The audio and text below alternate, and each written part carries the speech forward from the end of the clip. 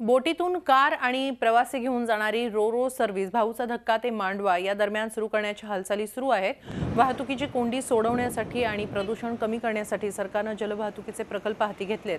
त्या अंतर्गत पहिली रोरो सेवा भाऊचा धक्का ते मांडवा या दरम्यान होणार आहे।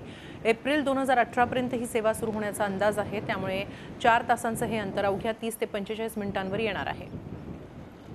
याचा आढावा घेतलाय आमचे प्रतिनिधी देवेंद्र कोल्हटकर यांनी।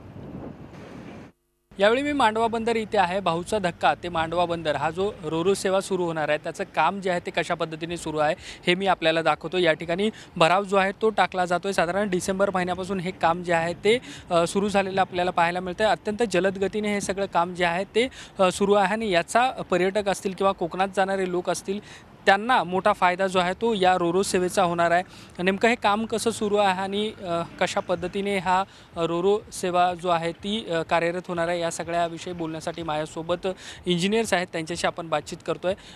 या रोरो सेवा जी आहे त्याच्याबद्दल माहिती सांगा। तुम्ही म्हणालात जसं मुंबईतील भाऊचा धक्का ते मांडवा अशी रोरो सेवा इथं आपण सुरू करणार आहोत। त्यासाठी डिसेंबरपासून आपण इथं ब्रेकवॉटरचं काम चालू केलेलं आहे।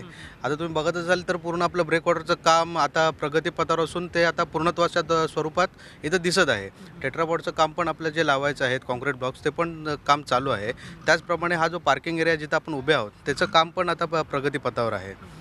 तर काम पूर्ण होण्याच्या दिशेने आम्ही दिवसरात्र काम इथं चालू आहे आणि एप्रिल 2018 पर्यंत हे काम पूर्ण करण्याचे आम्हाला आदेश आहेत आणि त्या हिशोबाने आमची वाटचाल पण सुरू आहे। बरं, तुम्ही काय सांगाल याचा फायदा जो आहे तो कशा पद्धतीने होणार आहे? याचा फायदा म्हणजे रायगड जिल्ह्यातली पर्यटन आणि कोकणातलं पर्यटन हे त्यासाठी हा जो प्रोजेक्ट आहे हा तो एकदम सोयीस्कर आणि फायदेशीर ठरणार आहे। धन्यवाद ही सगळी बातचीत केल्याबद्दल। व्हिडिओ जर्नलिस्ट सुमेश भालेरावसह देवेंद्र कोल्हटकर, झी मीडिया, मांडवा बंदर। झी 24 तास रहा एक पाऊल पुढे।